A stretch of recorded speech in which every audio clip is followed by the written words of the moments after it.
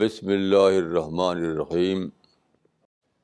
آج میں دوبارہ اسی موضوع پر کچھ کہنا چاہتا ہوں جو کل کا موضوع تھا، یعنی حقیقت کے دریافت یا ایمان کی معرفت کیسے ہوتی ہے. تو قرآن میں دیکھیے سورہ نمبر 93 اور سورہ نمبر 94 دونوں ایک جیسی ہیں، اس لیے ان دونوں صورتوں کو تمام صورتیں کہا جاتا ہے. یعنی جو بات کہی گئی ہے سورہ والضحیٰ میں اسی کا تسلسل جاری ہے سورہ النشر میں. تو دونوں کو ملا کر جب آپ غور کریں تب پوری بات آپ سمجھ سکتے ہیں. تو اسی لیے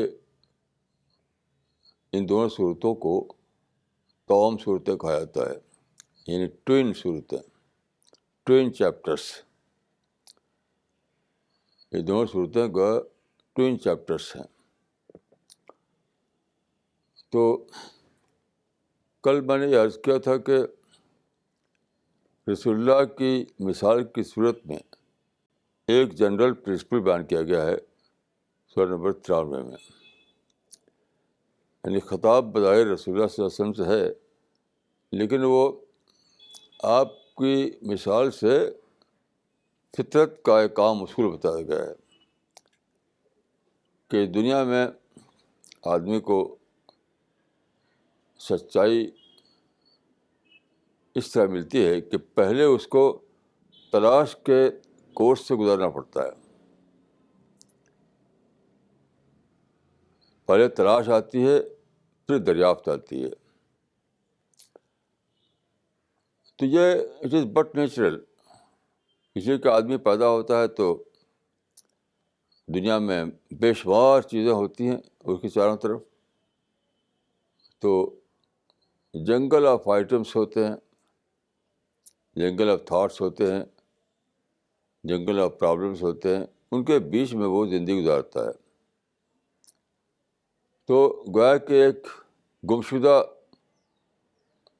ایک آدمی کا کوئی چھوٹا سا سامان مثلا ہیرے کا ٹکڑا ہو، وہ جنگل میں گم ہو گئے تو اس کو ڈھونڈنا پڑتا. تو سچائی کوئی ایسی چیز نہیں کہ سورج نکلا آپ نے دیکھ لیا اس کو.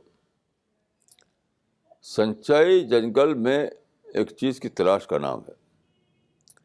جب تلاش نہیں ہوگی تو سچائی کہاں سے ملے گی؟ سورج مل جاتا ہے آپ کو بغیر تلاش کے، لیکن سچائی اس طرح نہیں مل سکتی. سچائی تو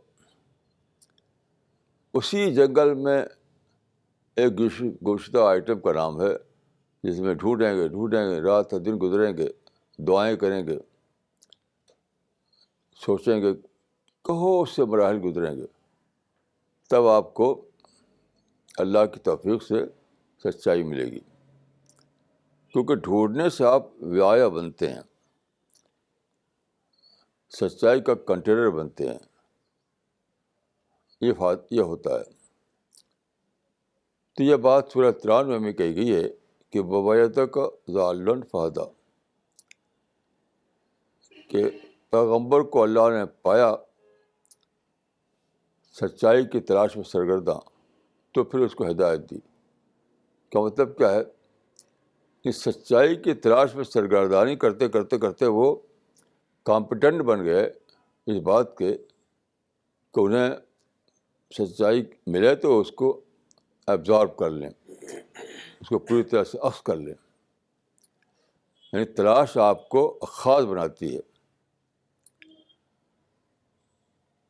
تو اس میں یہ بات میں نے کل عرض کی تھی.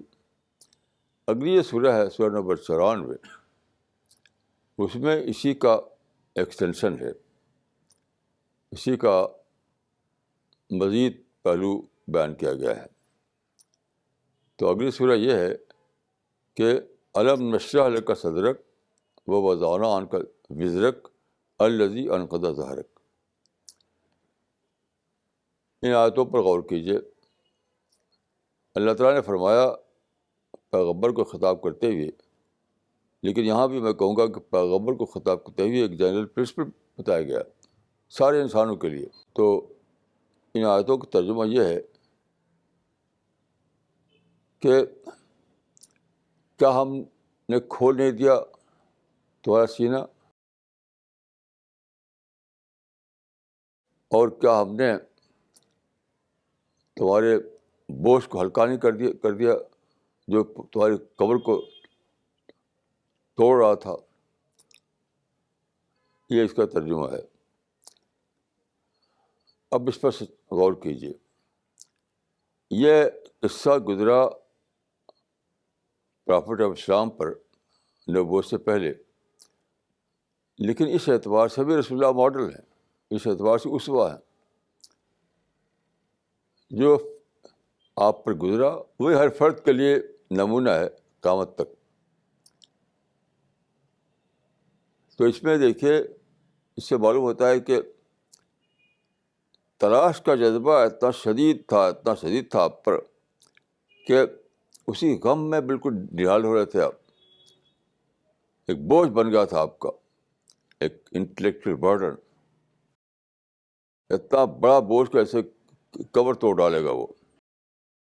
یہ تمثیل کی زبان میں یہ بات بتائی گئی ہے کہ رسول اللہ صلی اللہ علیہ وسلم انتہائی آخری حد تک آپ نے سچائی کو اپنا سول کنسرن بنا لیا تھا.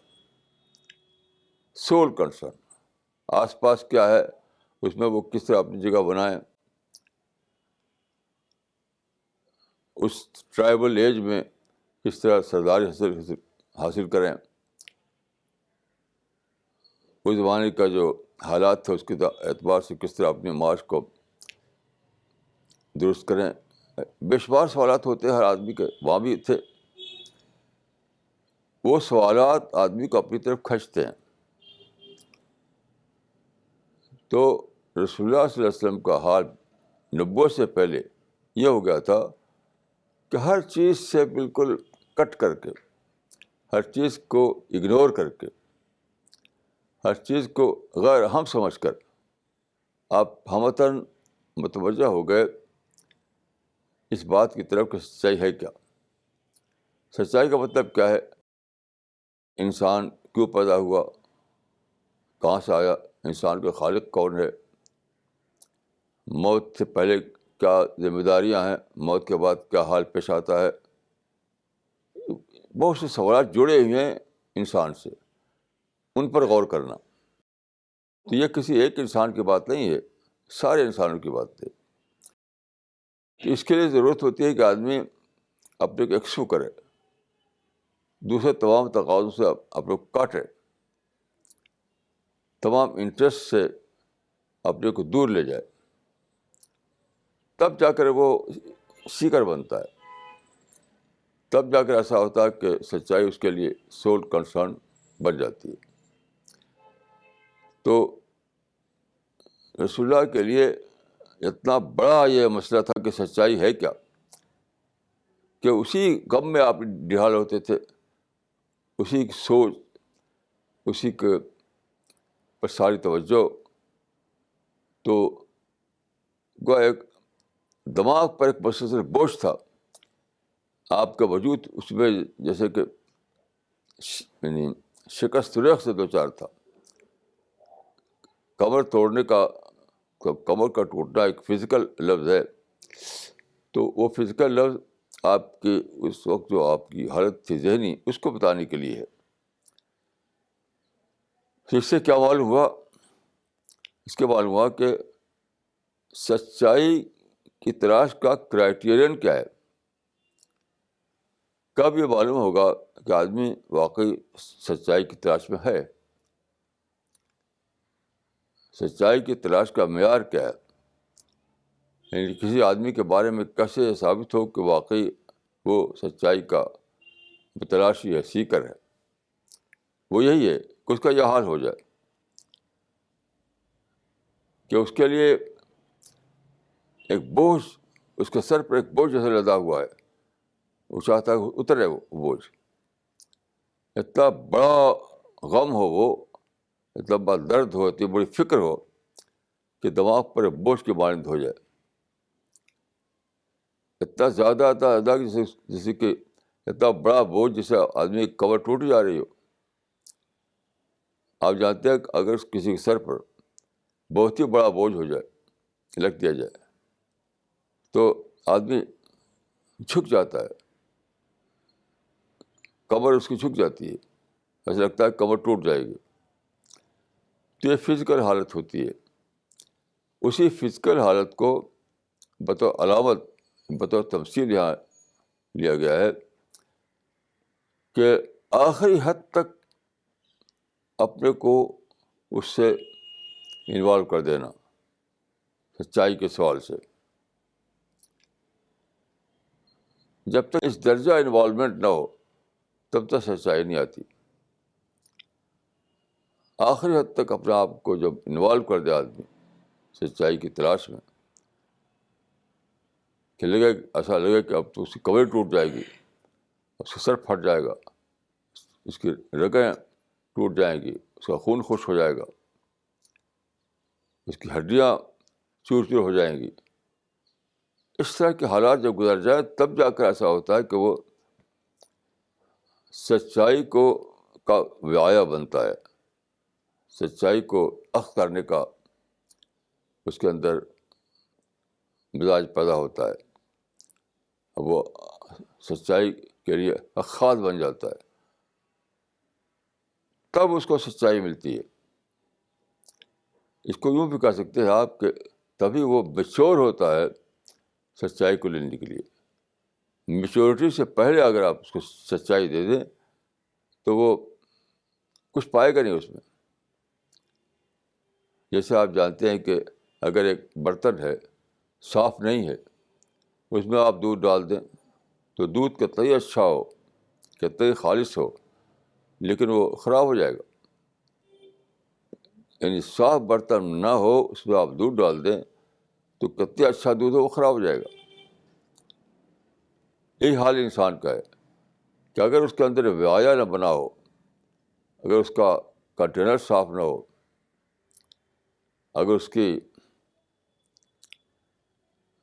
کے اندر ساعت اخذ پوری طرح سے بیدار نہ ہوئی ہو، تو اللہ کی طرف سے اگر سچائی آئے گی تب بھی وہ اس کو پکڑ نہیں پائے گا، اس کو اخذ نہیں کر پائے گا. تو اتنا زیادہ متلاشی ہونا کہ جیسے سر پر بوجھ لدا ہوا، جیسے کمر ٹوٹ جا رہی ہے. تو اس معاملے کو واضح کرنے کے لیے میں ایک مثال دینا چاہوں گا. یہ مثال ہے گوتم بدھ کی. گوتم بدھ جو تھے وہ بہت ہی مشہور شخصیت تھے. کچھ لوگ یہ بھی سمجھتے ہیں کہ وہ پیغمبر تھے، اگرچہ ان کی تاریخ پوری طرح معلوم نہیں ہے، ان کا کلام محفوظ نہیں ہے ان کی اصل زبان میں. ان کے بارے میں جو کچھ ہمیں معلومات وہ بالواسطہ طور پر ہے، براہ راست طور پر نہیں ہے، تو ہم کوئی حکم نہیں لگا سکتے. مگر ایک واقعہ بہت السٹریٹو ہے ان کی زندگی کا کہ ایک شخص جو دودھ کا کاروبار کرتا تھا، یعنی ملک مین تھا وہ، تو اس سے متاثر ہو گیا، ان کا معتقد ہو گیا. تو اس نے گوتم بدھ سے کہا کہ آپ میرے گھر آئیے اور مجھ کو گیان دیجیے، اور میرے یہاں دودھ کا کاروبار ہوتا ہے، میں آپ کو دودھ کا گفٹ دینا چاہتا ہوں، تو آپ ایک برتن بھی لائیے گا اپنے ساتھ. تو وہ گئے، برتن بھی ساتھ لے لیا. تو وہاں جب گئے تو جانے کے بعد سب سے پہلے انہوں نے برتن اس کو دے دیا. وہ لے گیا اس کو، اور برتن میں مٹی پڑی ہوئی تھی، صاف نہیں تھا برتن. یعنی قصداً انہوں نے اس کے اندر مٹی ڈال دی تھی. تو جو اس نے دیکھا کہ مٹی ہے تو اسے خوب صاف کیا، پہلے اچھی طرح دھو کر صاف کر کے پھر اس میں تازہ دودھ رکھا اور لا کر ان کو پیش کیا. تو جب پیش کیا اس نے تو انہوں نے اپنے ہاتھ میں اس کو اٹھایا اور جانے لگے. خاموشی سے آئے, خاموشی سے جانے لگے. تو اس آدمی نے پکارا کہ بھائی آپ چلے جا رہے ہیں, مقصد تو اصل جو تھا وہ یہ تھا کہ آپ مجھے گیان دیں گے, مجھے کچھ بصیرت کی بات بتائیں گے, گیان کی بات بتائیں گے. تو بتایا نہیں آپ نے, آپ چلے جا رہے ہیں. تو کہا جاتا ہے کہ گوتم بدھ نے جواب دیا کہ میں نے تم کو گیان دے دیا, میں نے تم کو گیان دے دیا. تو اس آدمی نے کہا کہ آپ تو بولے بھی نہیں, چپ چاپ آئے اور چپ چاپ جا رہے ہیں. تب انہوں نے بتایا کہ دیکھو, برتن میں جو برتن میں لایا تھا وہ صاف نہیں تھا, تو تم نے اس غیر صاف برتن میں, ان کلین برتن میں دودھ نہیں ڈالا, کیونکہ تم جانتے تھے کہ اس میں دودھ ڈالیں گے تو دودھ خراب ہو جائے گا, دودھ پھٹ جاتا ہے. صاف برتن کیا تم نے پہلے, پھر دودھ ڈالا. تو تمہارا من جو ہے, تمہارا اندر کا جو کنٹینر ہے وہ تو صاف ہے نہیں. تو میں دودھ ڈالوں تو کہاں ڈالوں, یعنی گیان دوں تو کیسے, کہاں تم سنبھالو گے اس کو. کنٹینر کا مطلب یہ تھا کہ تمہارے اندر ابھی نفرت ہے, کینہ ہے, اشتعال ہے, غصہ ہے, اور سیلف انٹرسٹ ہے, انسانوں کے بارے میں بدخواہی ہے. ان سب نگیٹو تھاٹ سے تمہارا سینہ بھرا ہوا ہے, جیسا کہ ہوتا ہے لوگوں کا حال. تو تمہارا سینہ بھرا ہوا نگیٹو تھاٹ سے, تو اس میں کہاں پر میں گان ڈالوں اس کو. پہلے اپنے سینوں کو نگیٹو تھاٹ سے پاک کرو, تب اس میں سچائی اور معرفت کے بعد, یہ گان کے بعد رکھی جا سکتی ہے. تو یہ قصہ ہے, بہت السٹریٹو قصہ ہے, اور یہ اللہ تعالیٰ کا قانون ہے, یہ ہر انسان کے لیے. تو سچائی کا طالب ہونا چاہیے آدمی کو اتنا شدت کے ساتھ کہ جیسے کہ کور ٹوٹ جائے گی, جیسے کہ دماغ پھٹ جائے گا, تب جا کر کو سچائی ملتی ہے. کیونکہ جب ایسا ہوتا ہے تب اس کا سینہ صاف ہوتا ہے, سینے سے چیزیں نکلتی ہیں. یعنی اس درجے میں سچائی کا طالب ہونے کا مطلب کیا ہے کہ ہر دوسری چیز نکل گئی اس کے اندر سے. جب آپ بہت زیادہ ایک چیز کے طالب ہو تو بقیہ چیزیں آپ کے سینے سے نکل جاتی ہیں, تو یہ ہے ان دونوں صورتوں کا سبق. اس سے آپ ایکسپلین ہوتے ہیں ان لوگوں کی زندگیاں جو بظاہر پیدا ہوئے اسلامی ماحول میں, اسلام کے خاندان میں, لیکن جانتے کچھ بھی نہیں.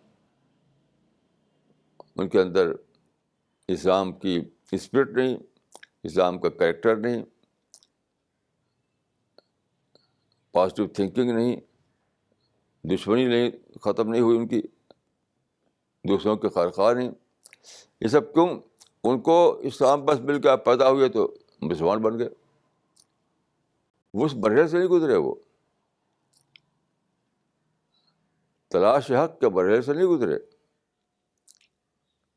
بلکہ بس پیدا ہو گئے, کان میں اذان دے دی گئی, اور پھر کچھ بڑے ہوئے تو کلمہ پڑھوا دیا, اور بڑے ہوئے تو قرآن پڑھا دیا, اور بڑے ہوئے تو نماز سکھا دیا. اس طرح سے وہ ایک بہت ہی اسموتھ طریقے سے گویا کہ ایک دروازے سے نکلے, ایک کمرے سے نکلے, دوسرے کمرے میں داخل ہو گئے.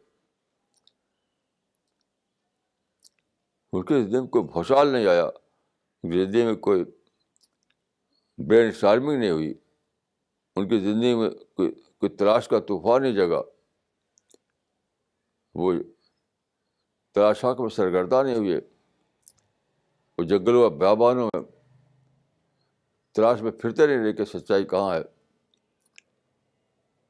تو بس پیدا ہوئی ہے اور ان کو اسلام ملا، اسلام کے کان میں اذان دے دی گئی اور کلمہ پڑھوا دیا گیا، قرآن یاد دلا دیا گیا، نماز سکھا دی گئی. یہ تو اس طرح نہیں کسی کو ملتا. اس کو کہ وہ انپیپرڈ تھے، یعنی وہ ان کی سول جو تھی، ان کی روح انپیپرڈ تھی. وہ ایسے تھا جیسے کہ گوتم بدھ کے قصے میں کہ اس انکلین برتن میں دودھ ڈال دیا جائے، انکلین برتن میں دودھ ڈال دیا جائے تو کیا ہوگا؟ وہ خراب ہو جائے گا.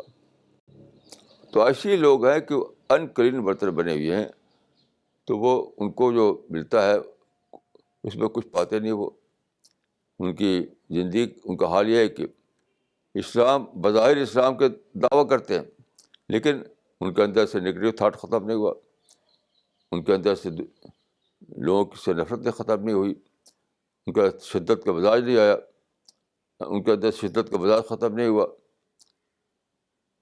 ان کے اندر سے اللہ سے گہری محبت نہیں پیدا ہوئی.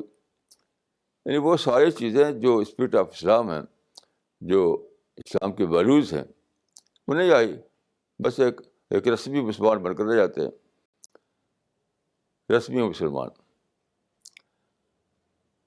تو اس کا سبب یہی ہے کہ ان کا آغاز ہی ہوا ایک اور ڈھنگ سے. جو رائٹ بگننگ ہے اس کا ان کا آغاز نہیں ہوا، دوسرے ڈھنگ سے ان کا آغاز ہوا. تو ان دونوں صورتوں میں جو بات کہی گئی وہ بظاہر واحد کے صیغے میں ہے. وہ ایک شخص کو خطاب کرتی ہے، محمد صلی اللہ علیہ وسلم کو، لیکن یہ ایک شخص کے حوالے سے اصول بتایا گیا ہے، ایک فرد کے حوالے سے اصول فطرت بتایا گیا ہے کہ سچائی ان کو ملتی ہے جو سچائی کے حقیقی طالب بنے.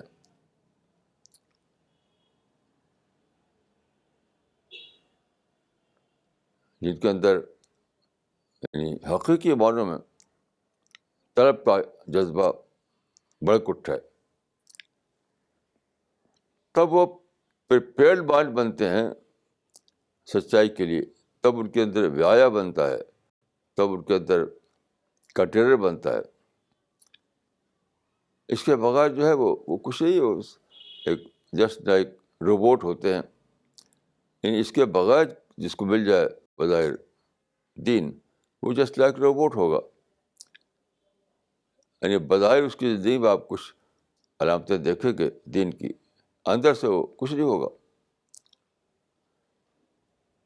تو یہ جو دین ہے، یہ دین لوگوں کے اندر کیسے پیدا ہو، اس کا طریقہ یہی کہ لوگوں کو بتایا جائے. دیکھیے، یہ تلاش کسی بھی مرحلے میں شروع ہو سکتی ہے. یہ ضروری نہیں کہ جب پیدا ہو آدمی تب شروع ہو جائے. کسی مرحلے میں اگر اس کو پتہ ہو جائے کہ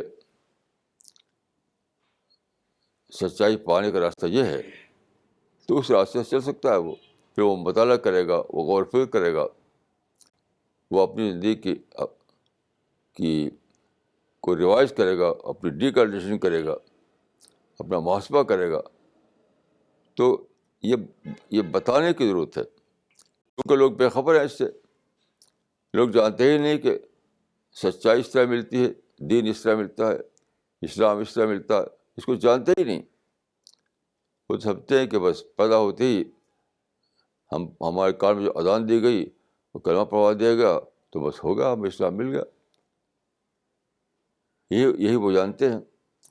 تو ان کو دوبارہ اگر آپ اس طریقے سے بتائیں ان دونوں صورتوں کو لے کر کے، تو اس کا اندر ری تھنکنگ آئے گی. پھر سوچے گا کہ ارے میں تو جاہلیت میں زندگی گزار رہا تھا، ابھی تو مجھے اسلام ملا ہی نہیں تھا. مجھے پھر سے سوچنا ہے، مجھے پھر سے اپنی زندگی کو ری سیٹ کرنا ہے، مجھے اپنی پرائرٹی کو ری سیٹ کرنا ہے. دوبارہ مجھے اسی طرح بننا ہے. تو کسی بھی مرحلے میں آدمی کے اندر یہ یہ سب باتیں جاگ سکتی ہیں. اس کے لیے کوئی عمر کی شرط نہیں.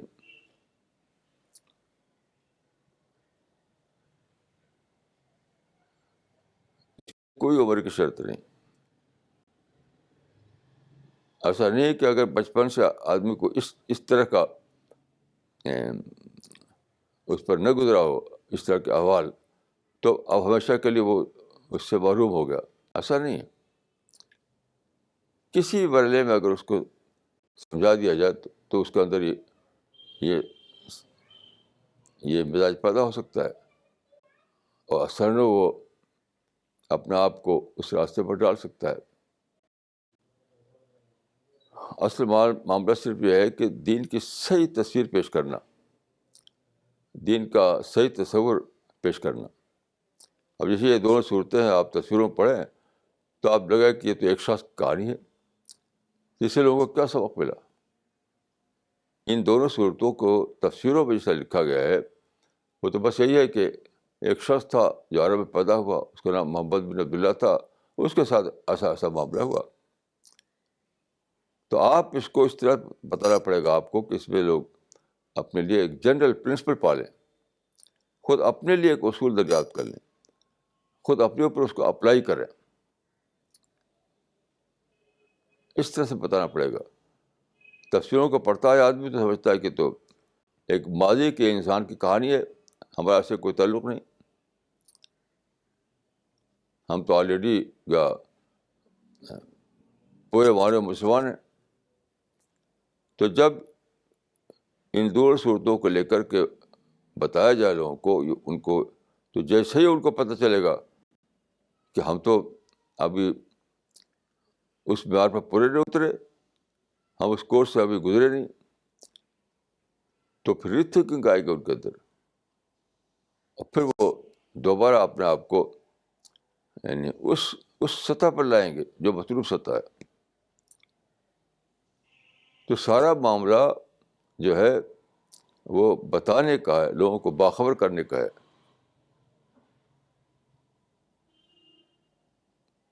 لوگوں کو وہ شعور جگانے کا ہے.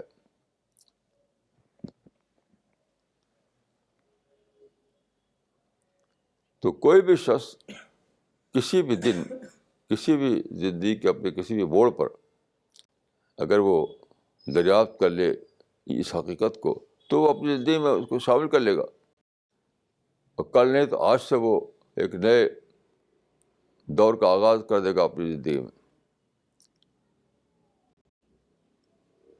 تو یہ سبق ہے جو ان دونوں صورتوں سے ملتا ہے.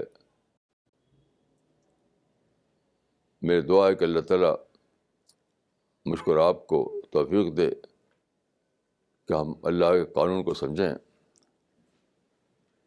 اور اس کو اپنے اوپر اپلائی کریں. یہ قانون سب کے لیے, ایسا نہیں کہ کسی کے لیے ہے کسی کے لیے نہیں, سب کے لیے.